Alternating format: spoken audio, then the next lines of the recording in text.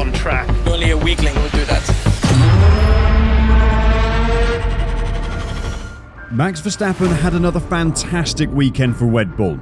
He's won all 3 of the races he's finished this season, but Sergio Perez couldn't find the same speed.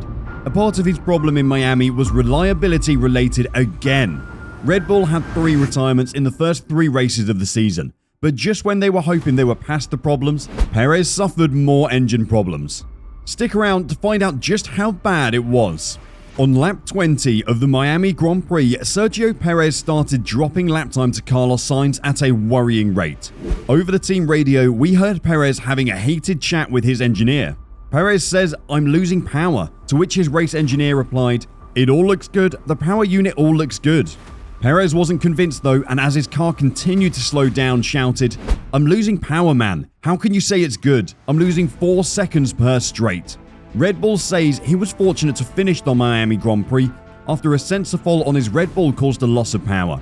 He was chasing Carlos Sainz for 3rd place when the fault struck. Team principal Christian Horner said Perez had been very close to retirement at one stage. He had an issue with a sensor on one of the cylinders, he explained, so he lost a lot of track time. The guys managed to move the sensors around and he was down probably 20 kilowatts in power as a result. Those 20 kilowatts he was missing is equivalent to 27 horsepower. An F1 car does have around 1,000 horsepower, but F1 is a sport of percentages, as everyone always says. Every little bit that a team can squeeze out of the car matters, and losing 2.7% of your engine power can be huge. Christian Horner went on to say how big a loss it was for Checo. Even with the advantage of the new tyre he had, he was probably half a second off what the car was capable of in a straight line speed. I think without that, he would have probably even been P2 today. It's something we'll work closely with HRC to try and understand and ensure it doesn't happen in the future, Horner added. Sergio Perez was never brought to Red Bull to contest with Max Verstappen for race wins.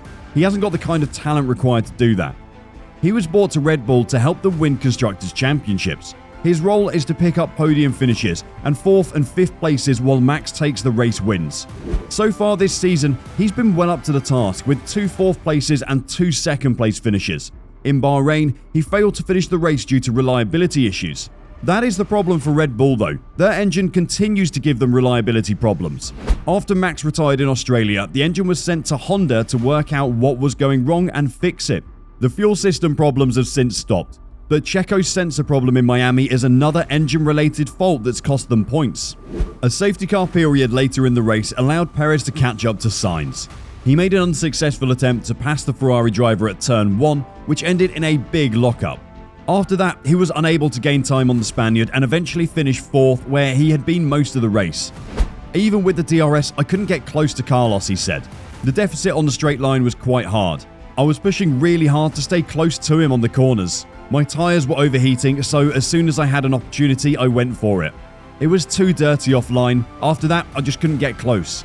Being stuck in 4th place wasn't the end of the world for the Mexican driver in the grand scheme of things. He currently sits 3rd in the driver's standings on 66 points, 7 ahead of George Russell and 13 ahead of Carlos Sainz.